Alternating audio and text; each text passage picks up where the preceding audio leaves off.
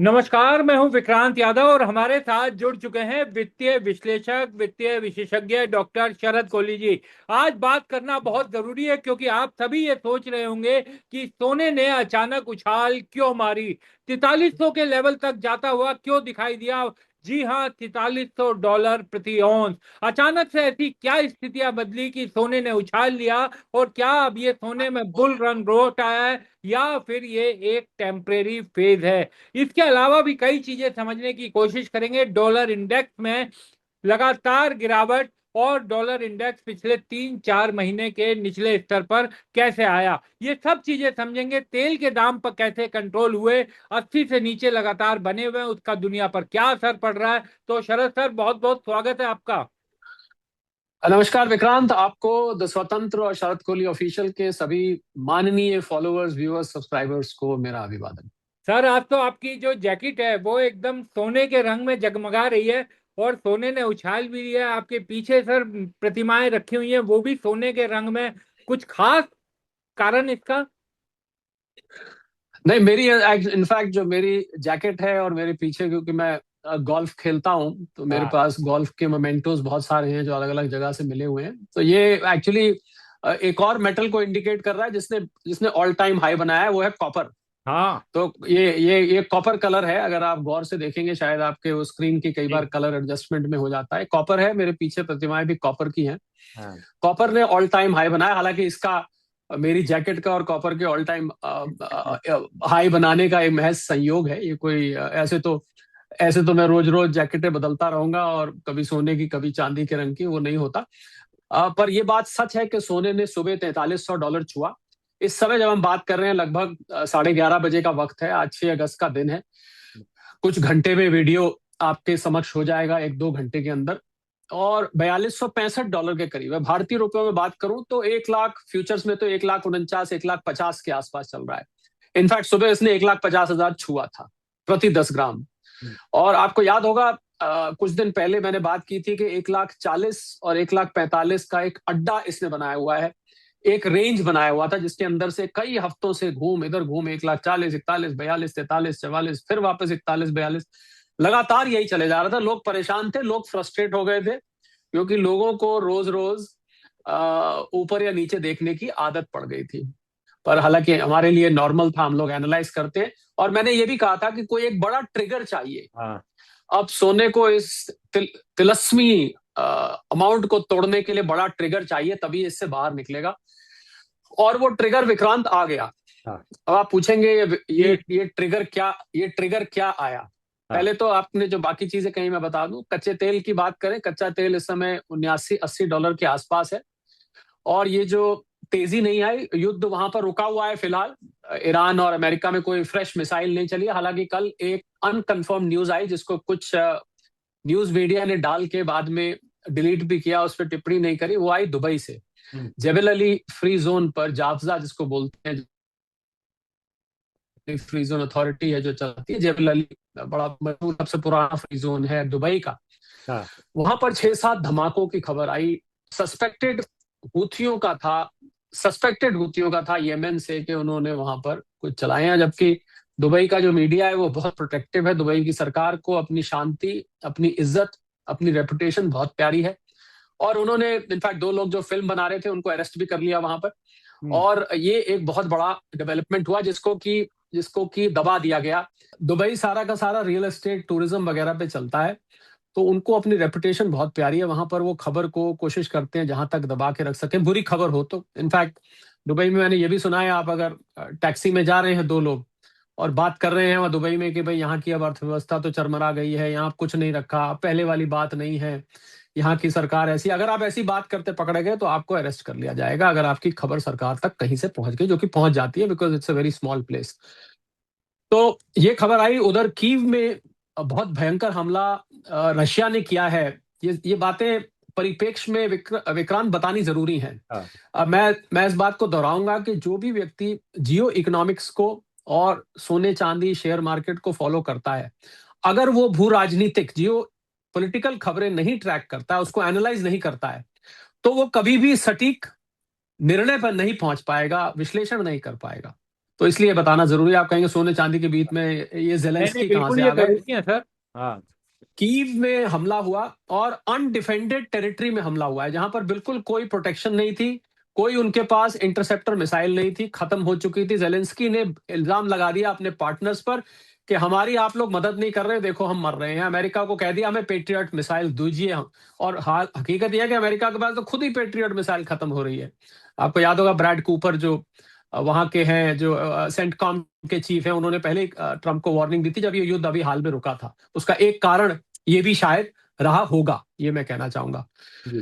तो एक तो अभी सोने पे आ रहा हूं मैं, हाँ। जियोपॉलिटिकल परिस्थिति भले ही ईरान यूएस के बीच में थोड़ी संभलती दिखी है, पर बाकी जगह हाँ। ये नहीं संभली है। बाकी जगह परिस्थिति अभी भी गंभीर बनी हुई है। ये भी कितने दिन शांत रहता है, ये अभी देखने वाली बात है। जैसा मैंने कहा, मुझे बहुत दिनों पर यकीन नहीं है। बाकी क्रूड ऑयल की कीमत टिकी इसलिए है क्योंकि ईरान और ओमान एक नया रूट स्ट्रेट ऑफ हॉर्मुज से हाँ। कोई समझौता होने जा रहा है, एक नया रूट निकालेंगे वहां से जहाजों को निकालने का, जिसकी जिसकी उम्मीद में क्रूड ऑयल अभी $80 के आसपास या उसके नीचे टिका हुआ है। पहले तो ये बात है, और कोई बहुत ज्यादा क्रूड ऑयल के दाम में गिरावट नहीं आई। फिर भी क्यों सोना चढ़ा जब क्रूड ऑयल नहीं में? अब ये खेल को समझ लीजिए, जी। ये खेल बहुत जरूरी है समझना। आपको याद होगा कल के वीडियो में या परसों के वीडियो में मैंने आपको बताया था कि 28 साल में पहली बार यूएस डॉलर ने जापानीज येन को संभाला हाँ। है, जापानीज येन को। और भारी $53 बिलियन पहले जापान ने खुद खर्च किए, यानी कि येन खरीदा और डॉलर बेचे। उसके बावजूद नहीं संभला, उसने फिर अमेरिका से गुहार लगाई, भैया आप बचाइए इसको, हमारे पास इतने डॉलर नहीं है कि हम लगातार जो है बेचते रहें। अमेरिकन एडमिनिस्ट्रेशन ने पहली बार 28 साल में कदम उठाया, उन्होंने येन खरीदे, डॉलर बेचा। अब यहां से खेल समझिए। अमेरिका में एजेंसी है जिसका नाम है CFTC, commodity futures trading commission. शायद आपने इसके बारे में नहीं सुना होगा। ये जो एजेंसी है, ये जितनी भी डेरिवेटिव मार्केट है जिसके बारे में हम अक्सर कॉमेक्स में बात करते रहते हैं, जी। कमोडिटीज हो गई, सोना चांदी हो गई, बाकी कमोडिटीज हो गई, और फॉरेन एक्सचेंज मार्केट, उसको ये मॉनिटर करती है। ये उसकी एक तरह से रेगुलेटरी अथॉरिटी है, ऐसा समझिए कि रेगुलेटरी अथॉरिटी है। तो इसने डेटा जारी किया। मेरी जो टीम, जो 2 लोग जिनका मैं शुक्रगुजार हूं, जो रात को नाइट शिफ्ट में हमारे यहाँ बैठते हैं, उन्होंने मुझे रात को मैसेज किया। मैं सो रहा था उस समय, मैं नहीं जाग रहा था। उन्होंने मुझे मैसेज किया कि सर बहुत बड़ा हड़कंप हो रहा है कॉमेक्स में, हाँ। और वो कॉमेक्स में शॉर्ट कवरिंग भारी मात्रा में करी जा रही है। तो मैं सुबह उठा, जब जल्दी उठ जाता हूं मैं, उठ के मैंने मैसेज किया कारण, फिर मैं उसके बाद दोबारा जो था फोन मैंने एक तरफ रख दिया। तो बाद में पता लगा कि 35,339 लॉन्ग के डॉलर के कॉन्ट्रैक्ट्स 28 जुलाई को वहां पर डेरिवेटिव मार्केट में खड़े हुए थे, हाँ। और 17,200 शॉर्ट कॉन्ट्रैक्ट्स खड़े हुए थे। अब ये जो 35,339 थे, ये जैसे ही जापानीज येन को रिकवर किया यूएस डॉलर ने, क्योंकि ये डॉलर इंडेक्स का हिस्सा, आपको पता होगा 6 करेंसीज हैं डॉलर इंडेक्स में, हम कई दफे बात करते हैं। बिल्कुल। डॉलर इंडेक्स को DXY कहते हैं। येन है, ब्रिटिश पाउंड है, यूरो है, स्विस फ्रैंक है, कैनेडियन डॉलर है, स्वीडिश क्रोमा है, 6 करेंसीज है। तो क्योंकि येन का अच्छा खासा हिस्सा है और भारी मात्रा में जब बिके, तो उस कारण से डॉलर कमजोर हुआ, क्योंकि डॉलर बेचे गए और येन खरीदे गए। आप इसको समझिएगा, हाँ। मैथमेटिकली डॉलर बेचे गए तो डॉलर कमजोर हुआ। डॉलर कमजोर होने से डॉलर इंडेक्स जो आप अभी जिक्र कर रहे थे, वो एकदम नीचे आया। क्या है? इनफैक्ट एक समय तो डॉलर इंडेक्स 98.9 के आसपास भी आ गया था, और अभी 99 के आसपास ही घूम रहा है। बॉन्ड यील्ड 4.61 है, कोई बहुत ज्यादा बॉन्ड यील्ड में चेंज नहीं आया। तो जैसे ही डॉलर कमजोर हुआ, तो जो मुझे सुबह मेरी टीम ने मैसेज किया हुआ था रात को, जो मैंने सुबह देखा, उस मैसेज में लिखा था कि शॉर्ट कवरिंग आ रही है कॉमेक्स में, गोल्ड में। तो शॉर्ट कवरिंग मतलब जो वहां पर बिकवाली के कॉन्ट्रैक्ट्स है, उसमें एकदम से वहां पर फॉरेक्स में लॉन्ग वाइंडिंग होने लग गई और कॉमेक्स में शॉर्ट कवरिंग होने लग गई। इन दोनों का इंपैक्ट एक ही है विक्रांत, ये समझने हाँ। वाली बात है। लॉन्ग वाइंडिंग डॉलर में और शॉर्ट कवरिंग कॉमेक्स में, इन दोनों का इंपैक्ट ये हुआ कि सोना एकदम जो था $100 से भी ज्यादा ऊपर चढ़ गया। हाँ। चांदी 61-62 के आसपास है। थोड़ा सा अगर हम GSR के हिसाब से देखें तो चांदी थोड़ी सी पिछड़ी हुई है मेरे हिसाब से। इस हिसाब से चांदी को 64-65 होना चाहिए था, पर 61-62 पर कोई नहीं। वो GSR रेशियो थोड़ा बहुत आगे पीछे होता रहता है, क्योंकि वाइंडिंग कॉन्ट्रैक्ट्स में ज्यादा सोने में हुई, इसलिए चांदी उतना कैचअप नहीं कर पाए, पर चांदी कैचअप कर लेती है। वो चांदी एकदम ऊपर भी जाती है, नीचे भी जाती है, हम कई दफे इसकी चर्चा करते रहते हैं। तो ये मुख्य कारण रहा ये सोने में एकदम उछाल आने का। अब बड़ी बात यह है कि क्या ये टिका रहेगा, हाँ इसकी कोई अभी निश्चित तौर पर इस पे स्टैंप नहीं लगाई जा सकती कि टिका रहेगा, क्योंकि ये जो येन का रेस्क्यू करना था, ये एक तरह से वन टाइम एक्टिविटी थी। येन 164 पे था जनवरी 2025 में, अभी 155 के आसपास आ गया है। हाँ करीब 9 येन प्रति डॉलर की रिकवरी इस रेस्क्यू मिशन की वजह से हुई है। तो ये रोज रोज तो रेस्क्यू करेंगे नहीं। हाँ तो फिलहाल के लिए इधर दूसरी डेवलपमेंट क्या हुई है कि अमेरिकी अर्थव्यवस्था के कमजोर होने की भी खबर आई। वहां पर जो अनएम्प्लॉयमेंट के आंकड़े, आज भी नॉन फार्म पेरोल्स आने हैं, उनका संकेत ये मिल रहा है कि बेरोजगारी बढ़ रही है। हम्म, और बेरोजगारी बढ़ रही है, आपको पता ही होगा, तो इसका मतलब लोगों को नौकरी कम मिल रही है। लोगों को नौकरी कम मिल रही है मतलब पीसीई, पर्सनल कंजम्पशन एक्सपेंडिचर कम होगा। हाँ पीसीई कम होगा तो इन्फ्लेशन कम होगी। इन्फ्लेशन कम होगी तो फेड रेट्स आगे नहीं बढ़ाएगा। बिल्कुल ये भी एक कड़ी जुड़ रही है। हालांकि ये नॉन फार्म पेरोल्स के आंकड़े आज रात को अमेरिका में आने हैं। क्या करें, मुझे ये देश विक्रांत, सही बताऊं तो बहुत पसंद नहीं है, पर हाँ अब मजबूरी है। हाँ क्षमा करें भाजपा, दूसरी जो वो कीमत ही वहीं तय होती है, क्या करें। बिल्कुल प्राइस कुछ डिटर्मिनेशन ही वहीं पर है, हाँ और प्राइस डिस्कवरी वहीं पर होती है। कॉमेक्स में तो चाहो या ना चाहो वो करना ही पड़ता है, उस देश के बारे में बात करनी पड़ती है। चलिए देश की बात चलिए और करता हूँ। मिशिगन मिशिगन एक स्टेट है अमेरिका में। हाँ वहां पर प्राइमरीज में रिपब्लिकन कैंडिडेट हार गए हैं हाँ और डेमोक्रेट बैक कैंडिडेट जीत गए हैं। तो जो आप बात कह रहा था मैं कि राष्ट्रपति ट्रंप के लिए चुनाव बहुत टफ होने जा रहा है नवंबर का, तो मुझे लग रहा है कि अमेरिकी अर्थव्यवस्था का कमजोर होना, इससे डॉलर कमजोर होगा। अगर डॉलर कमजोर होता है तो हाँ सोना एकदम आपको फिर ऊपर आते दिखेगा। ये एक मैं मिड टर्म, ध्यान दीजिएगा, मिड टर्म ट्रेंड को प्रेडिक्ट कर रहा हूं। मिड टर्म होता है 6 महीने से 1 साल तक, पर शॉर्ट टर्म में अभी कुछ भी हो सकता है। पहली बात, रिस्क क्या है, लड़ाई पे मुझे भरोसा नहीं है। हाँ फिर हो सकता है ईरान कोई बम चला दे। अब ये जो हूथियों ने हमला किया है, हाँ जिसकी यूएई ने पूरी तरह से पुष्टि करी, फिर उसके बाद डिलीट करवा दिया, उस खबर को डिलीट करवा दिया, ये सही है गलत है, ये आगे बढ़ता है नहीं बढ़ता है। तो इसलिए अभी भी जो परिस्थिति मिडिल ईस्ट में, या आजकल उसको वेस्ट एशिया बोलते हैं, वहां पर गंभीर बनी हुई है। तो इस पर निर्भर करेगा कि क्या ये टिक पाएगा, कि हो सकता है इससे ऊपर भी जाए। हाँ पर ये जो तेजी आई है, कई बार ऐसा होता है तेजी एक मोमेंटम बनता है हाँ और वो मोमेंटम आगे भी चलता चला जाता है। तो आगे के बारे में जो आपका सवाल था, क्या ये बनी रहेगी नहीं बनी रहेगी, ये हाँ एक पर्टिकुलर कारण से आई है। कई दफे ये फिर बेस बन जाता है और ये आगे भी चल पड़ती है। पर अभी खतरा सोने चांदी के लिए बना हुआ है। अगर वो खतरे सामने नहीं आए तो आपको यहाँ से और मजबूत कीमत होती हुई नजर आएगी। ये जो मैंने आपको आकलन हाँ दिया है, ये आप पूरा इंटरनेट छान मारे, पूरे मीडिया में छान मारे, आप इंटरनेशनल मीडिया भी छान मारे, ये आपको कोई नहीं बताएगा। शरद जी, इसीलिए मैं आपसे बात करता हूँ। और देखिए, इसलिए भी सर जरूरी है क्योंकि आमतौर पर ना सर, आप भी सोशल मीडिया पर जब भी देखते होंगे, कल से अचानक बाढ़ आ गई है कि सोना उछला, तुरंत पकड़ लीजिए, तुरंत आपकी गाड़ी छूट जाएगी। फिर से वो जो फोमो है ना, वो बनाने की कोशिश नहीं की नहीं, जाती है यूट्यूब पर और सोशल मीडिया पर खास तौर पर। और उसमें ना बहुत बार सर हमने पहले भी देखा, जब हाई बना था तब भी लोगों को, निवेशकों को, दर्शकों को फंसते हुए देखा, क्योंकि लोग विश्वास करते हैं सर। हम लोगों ने तो पूरी जीवन जर्नलिज्म में बिताया, तो पता है कि खबरों का क्या महत्व होता है। तो सर ये इसलिए ही मैं मैं जानना चाह रहा एक था बात कि जी। एक बात सिर्फ मैं जोड़ना चाहूंगा। आपने जो बात करी सोशल मीडिया पे जो बाढ़ हुई, there is a saying in English, हाँ little knowledge is a dangerous thing. थोड़ी जानकारी खतरनाक होती है। आप खाली कीमत देख के कोई भी वीडियो बना देंगे ऊपर जा रहा है, पर ये ऊपर जाके टिकेगा नहीं टिकेगा, हम तो हाँ, चाहेंगे कि टिके और ऊपर बिल्कुल। जाए।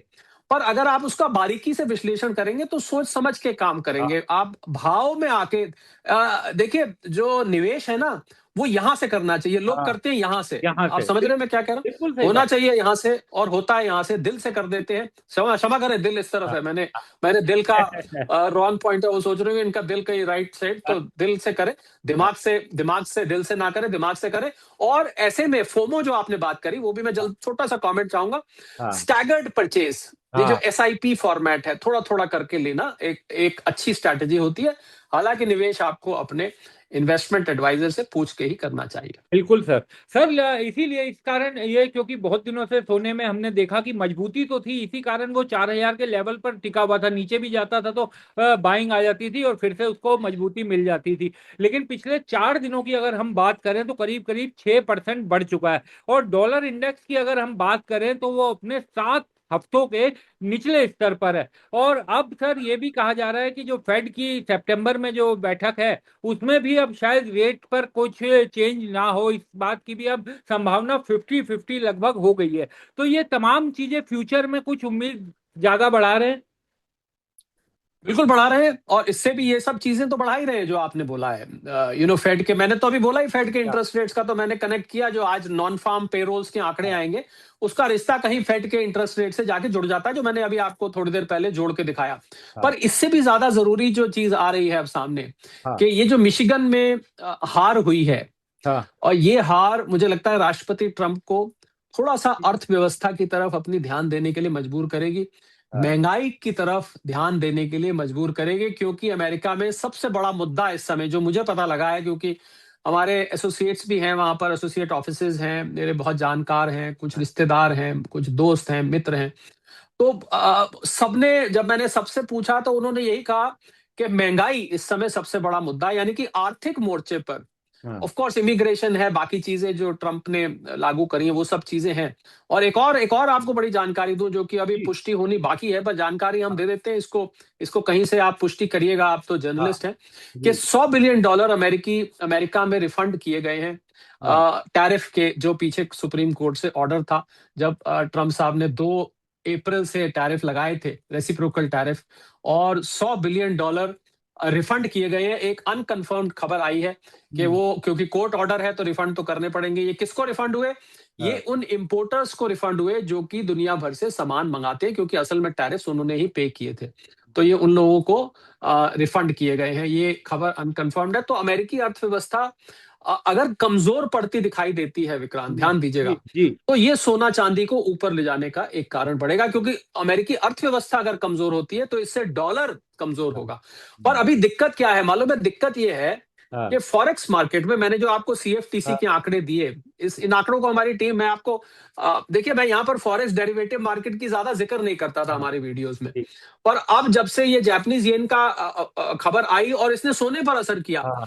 अब हम इसका भी जिक्र किया करेंगे, क्योंकि एक नया पैरामीटर है हाँ। जो कि सोने को लॉन्ग टर्म में इंपैक्ट करेगा। तो सोने को, अगर अर्थव्यवस्था कमजोर होती है तो ये सोने को डेरिवेटिव मार्केट में खरीदकर फॉरवर्ड कॉन्ट्रैक्ट से उसको मजबूत करता हुआ दिखाएंगे कि देखिए हमारी करेंसी कितनी मजबूत है। हाँ। और मजे की बात यह है कि आंकड़े अच्छे नहीं आए, सब कुछ अच्छे नहीं आए। अमेरिकी शेयर मार्केट इंडाइसेस ने फिर नए नए रिकॉर्ड छुए हैं।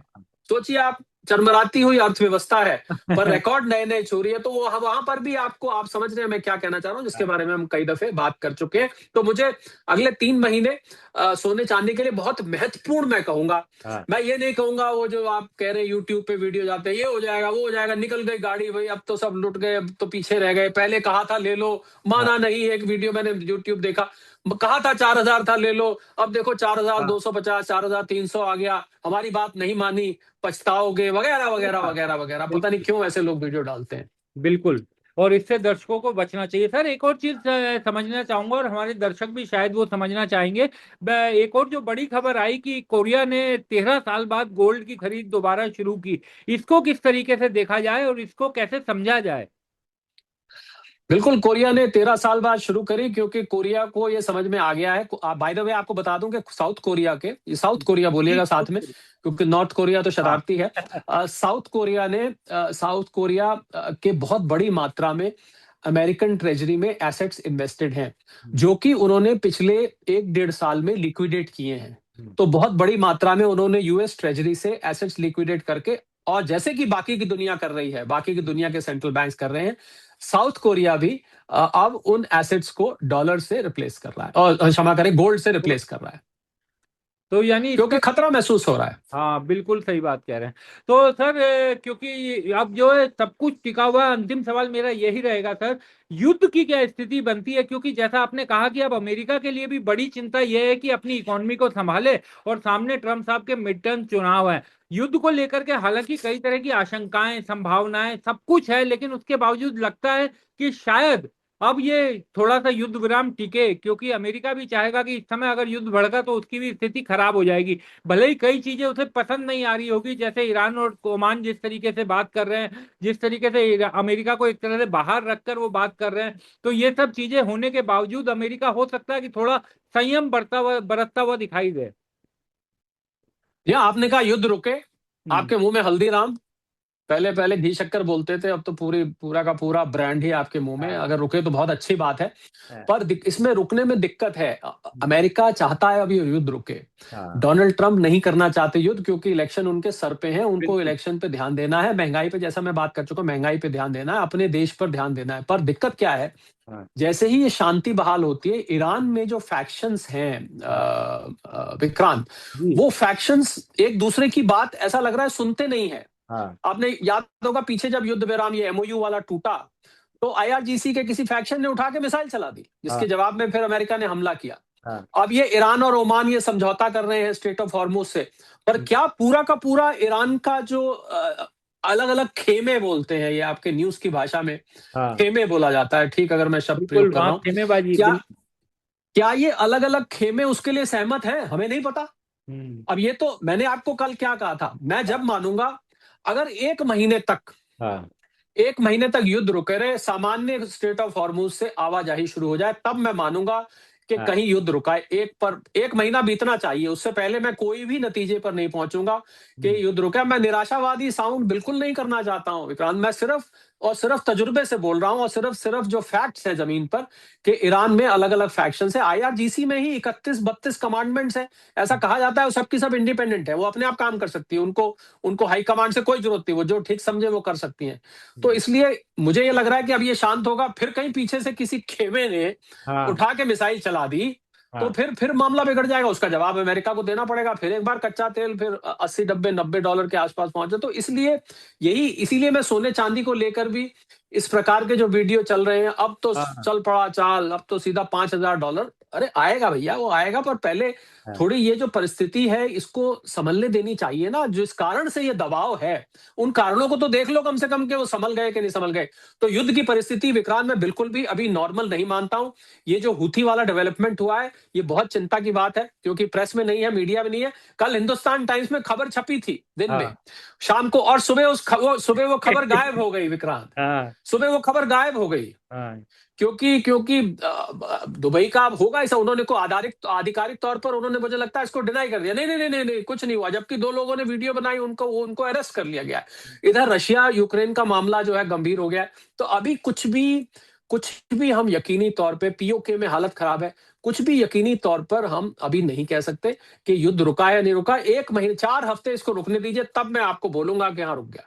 चलिए, बहुत बहुत शुक्रिया सरस सर, आप हमारे साथ जुड़े, चर्चा में शामिल हुए। Thank you. और थैंक यू। दर्शकों से ये अनुरोध करेंगे हम कि जैसा शरद जी ने बताया कि आपका पैसा है, बहुत सोच समझ कर निवेश कीजिए, अपने सेबी रजिस्टर्ड एनालिस्ट से बात करके निवेश कीजिए। क्योंकि अगर सोने को उछलता हुआ देखकर, तेजी से उछलता देखकर आप अगर उसमें फंस गए और कल कुछ और घटनाक्रम हो गया, तो वो सब चीजें आपको देखनी चाहिए। और अंत में आप सभी से यही अनुरोध कि अगर आपने अभी तक हमें दयानी दास स्वतंत्र को और शरद कोहली ऑफिशियल को फॉलो लाइक नहीं किया है, तो प्लीज वो कर लीजिए। और अगर आपको ये वीडियो और अच्छे लगते हैं, जानकारी पूर्ण लगते हैं, तो शेयर करना भी मत भूलिए। जी शरद जी।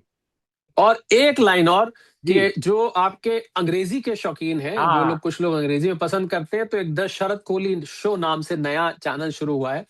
आप अगर इंग्लिश पसंद करते हैं, कुछ लोगों को ज्यादा कंफर्टेबल लगता है, तो आप उस चैनल को भी सब्सक्राइब कर सकते हैं। अभी बहुत नया नया है, हाँ। आपका सहयोग चाहिए उस चैनल को मेन स्ट्रीम पर लाने के लिए। वहां पर भी मैं आर्थिक आर्थिक जगत की, economics, finance, business, investment, tax की बहुत इंटरेस्टिंग सिंपल इंग्लिश में मैं डाल रहा हूँ। अगर पसंद आए तो उसको भी आप सब्सक्राइब करें, पर इसको सब्सक्राइब करना बिल्कुल ना भूलें। बहुत सारे लोग देख के चले जाते हैं और सब्सक्राइब नहीं करते। और नहीं, मैं हम तो करेंगे बड़ी सर। अच्छी, हाँ। बड़ी बड़ी सिंपल बात बोलता हूँ, देखिए फ्री में है, उंगली से खाली वो बेल आइकन हाँ। दबाना है, आपके लिए दबाना है, और हाँ। यहाँ पर जिंदगी का सवाल हो जाता है। हाँ। धन्यवाद। बहुत बहुत शुक्रिया।